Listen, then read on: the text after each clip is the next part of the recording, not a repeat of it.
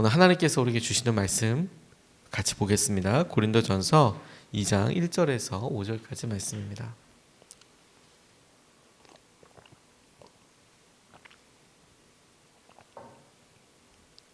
저와 여러분들이 한 절씩 교독하여서 읽겠습니다. 형제 자매 여러분, 내가 여러분에게로 가서 하나님의 비밀을 전할 때에 훌륭한 말이나 지혜로 하지 않았습니다. 나는 여러분 가운데서 예수 그리스도 곧 십자가에 달리신 그분 밖에는 아무것도 알지 않기로 작정하였습니다.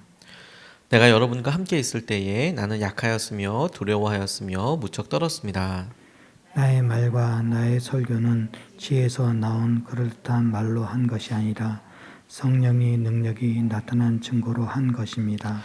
그것은 여러분의 믿음이 사람의 지혜에 바탕을 두지 않고 하나님의 능력에 바탕을 두게 하려는 것이었습니다. 아멘. 하나님 말씀입니다. 계속해서 바울이 고린도 교회의 첫 번째 중요한 문제이자 이 고린도 전서를 쓰는 목적이기도 했던 문제, 포커스, 고린도 교회 안에 있었던 여러 갈림의 현상, 갈등의 양상들, 나는 아볼로 편이고 나는 베드로 편이고 나는 바울 편이고, 이 일에 대해서 본인이 계속해서 이것을 해결할 수 있는 것뿐만 아니라 본인의 입장을 이야기하는 것을 통해서 이것을 해결하려고 어떻게 기도 제목을 붙잡고 어떻게 나아가야지에 대해서 이렇게 주목하면서 이렇게 이야기하고 있는 것에 오늘도 우리가 좀 같이 살펴볼 수 있으면 좋겠습니다. 바울에게 있어서 자기를 따른다는 사람들, 심지어 자기를 따른다는 사람들을 포함해서 고린도 교회 교우들에게 이제 자신의 입장을 이제 설명하는 부분입니다. 나는 게바파다, 베드로파다, 나는 그리스도파다, 나는 아볼로파다, 그리고 나는 바울파다, 이렇게 이야기할 때 나는 바울을 따르는 사람이다, 나는 바울에게 의해서 이 교회 창립 멤버이다, 이렇게 생각하는 사람들도 지금 이 부분을 같이 접하고 있을 것이고, 베드로파라고 이야기하는 사람, 그리스도파라고 이야기하는 사람도 같이 듣게 될 텐데, 이런 여러 사람들이 보는 앞에서 앞서 말한 대로 연약하고 부족한 자신을 통해서 주님이 하신 일을 증거합니다. 바울은 정말로 그가 연약했고 부족했지만 주님이 그를 사용하시고 이끄신 일에 대해서 이제 나누고 있는데, 이것을 듣고 있는 사람들에게는 이 말씀이 어떻게 들렸을까, 이렇게 질문해 보는 것을 통해서 하나님께서 오늘 우리에게 깨닫게 하시고 하나님께서 우리에게 능력을 경험하게 하실 때에 보여주시는 중요한 기준을 우리가 함께 볼 수 있겠다고 싶습니다. 첫 번째로, 능력 없는 사람, 그게 바로 자기입니다, 나입니다. 이제 바울이 이렇게 이야기하고 있는데요. 1절에서부터 3절까지 말씀에, 형제자매 여러분, 내가 여러분에게로 가서 하나님의 비밀을 전할 때에 훌륭한 말이나 지혜로 하지 않았습니다. 나는 여러분 가운데서 예수 그리스도 곧 십자가에 달리신 그분밖에는 아무것도 알지 않기로 작정하였습니다. 내가 여러분과 함께 있을 때에 나는 약하였으며 두려워하였으며 무척 떨었습니다. 나는 약하였으며 두려워하였으며 무척 떨었습니다. 이렇게 이야기합니다.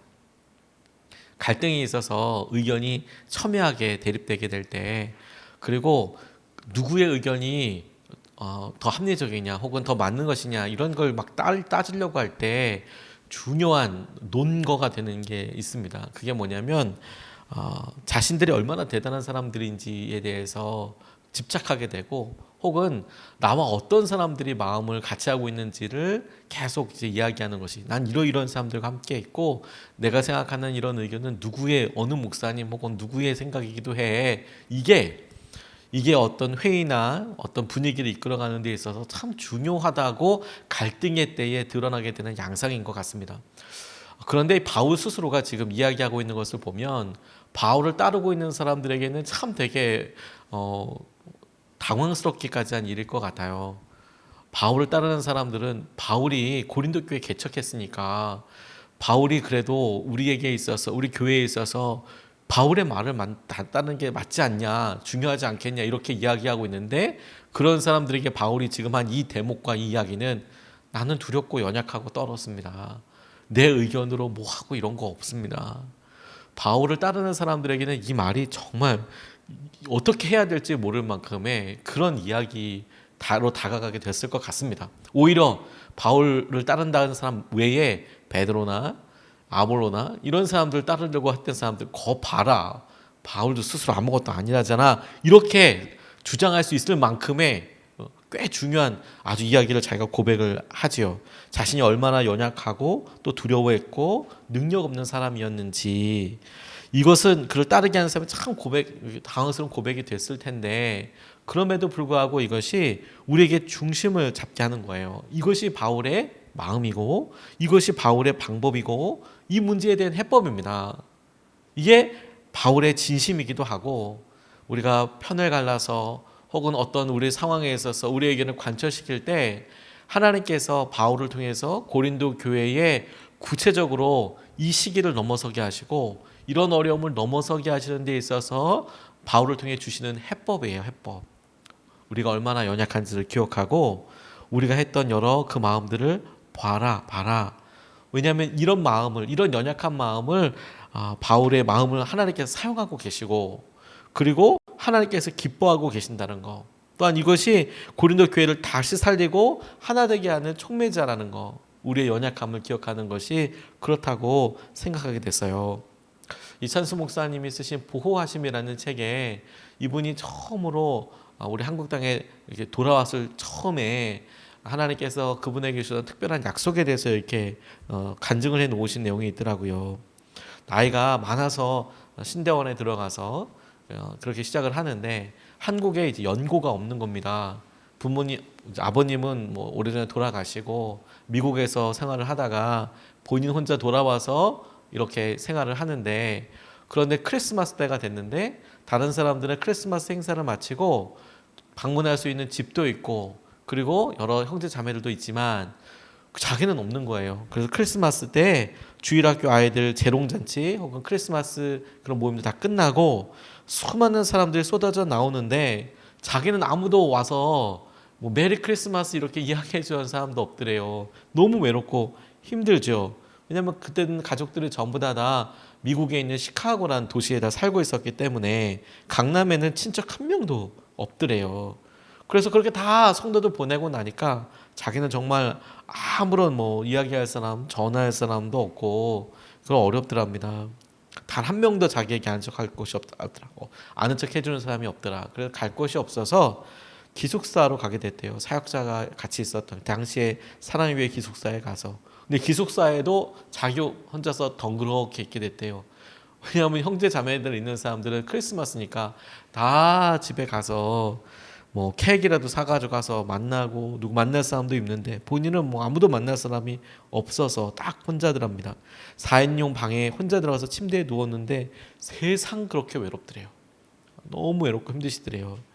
그런데 외로움 때문에 눈물이 하염없이 왈칵 쏟아지더래요. 그게 1992년 12월 24일이더랍니다. 근데 이분이 보호하심이라는 책에 이렇게 고백을 하셨어요. 그날 밤, 그 외로운 밤에 하나님께서 찾아오셨더라고. 그리고 위로하여 주시며 놀라운 약속의 말씀을 주셨다고.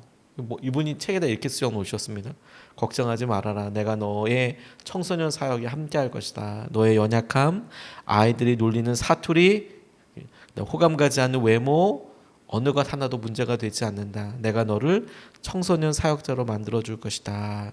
그 큰 건물에 혼자서 무섭고 두렵고 외롭고 서럽고 초라하게 눈물 흘리며 웅크리고 있던 목사님에게 하나님이 찾아오셔서 내가 너의 사역을, 내가 너의 미래를 붙잡아 주겠다. 그 날에 있었던 일을 책에다가 이렇게 써 놓으셨더라고요. 우리가 주님께서 앞으로 3년 후 어떤 일을 하실지 우리가 모릅니다. 5년 후 어떻게 일하실지 모릅니다. 짧지만 제게 있어서도 5년 전에 저는 오늘을 그려볼 수 없었습니다. 작년보다 오늘이 어떨지 그려볼 수 없었어요. 똑같이 지금 1년 후를 생각해 보면 막막합니다. 어떤 변화가 있을지에 대해서 막연하게 하나님 은혜를 달라고 기도하지만 우리 중에 누구도 이게 뭐 진짜 어떻게 될 거야? 3년 후에는 어떻게 변할 거야? 이렇게 될 거야. 구체적으로 이야기할 수 있는 사람은 없고, 그런 미래에 대한 불안전한, 불확실한 것 때문에 당연히 우리 마음이 어려울 수 있고 힘들 수 있죠. 명심하세요. 우리의 연약함이 주님께서 주신 은혜의 터전이 될 것이고, 그것이 주님께서 우리 가운데 일하시고 주의 영광을 드러내는 완벽한 기준이 되는 거예요. 바울 스스로도 나를 따르는 사람들, 나의 편이라고 이야기하는 사람들, 그런 사람들 앞에 나는 연약한 사람이었다. 나는 두려웠다. 그때 당시에 나는 이렇게 드러낼 게 별로 없는 사람이다. 스스로를 낮추고 주님께서 하시는 교회를 세워나가기 위하여 자기의 연약함에 이렇게 함께하는 것, 그것이 관계를 하나되게 할 뿐만 아니라 하나님의 은혜를 경험하게 하는 통로이고 기쁨이 되게 하실 줄로 믿습니다. 두 번째로 주목하고 같이 기도하고 싶은 것은 바로 주님이 일을 이루시더라라는 거예요. 일을 이루시는 분, 그분은 바로 주님이시더라. 자, 연약한 사람, 능력 없는 사람, 그건 바로 나더라. 그런데 일을 이루는 사람, 일을 이루시는 분, 그분은 주님이시더라. 4절 5절 말씀에 나의 말과 나의 설교는 지혜에서 나온 그럴듯한 말로 한 것이 아니라 성령의 능력이 나타낸 증거로 한 것입니다. 그것은 여러분의 믿음이 사람의 지혜에 바탕을 두지 않고 하나님의 능력에 바탕을 두게 하려는 것이었습니다. 이렇게 이제 이야기합니다. 바울이 지금 이야기하고 있던 대로 전혀 아무것도 그의 사역에 혹은 그의 일에 없었느냐? 그건 아니었습니다. 여러 파 중에서 바울이 한 공로와 바울이 한 업적에 대해서, 설교에 대해서 기억하고 나는 감히 바울파다, 바울을 따르는 사람이라고 이야기하는 사람이 있을 수밖에 없었던 이유들이 있었어요. 첫 번째로 그가 고린도 교회를 설립했던, 개척했던 사람이었다는 점이죠.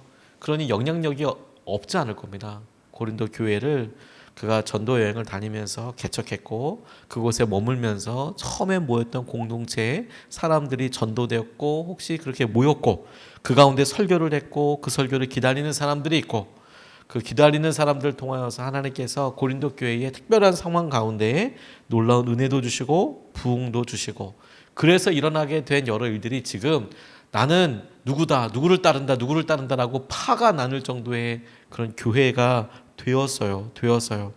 바울이 고린도 교회에서 교인들에게 주목하게 하는 것은 이 모든 일이 봐봐 나를 통하여서 혹은 어떤 사람을 통하여서 된 것이 아니고 이 일을 이루신 분이 성령의 능력이 나타나는 증거라는 겁니다.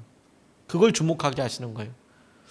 이런 일들 통하여서 교회가 모이게 되고 그것을 우리가 성숙이라고 부를 수 있고 성장이라고 부를 수 있다면 그리고 그 성숙과 성장의 이유를 사람들에게 찾을 게 아니라 그게 성령님이 하신 능력의 이유고 그게 근거다라고 말하는 것이죠.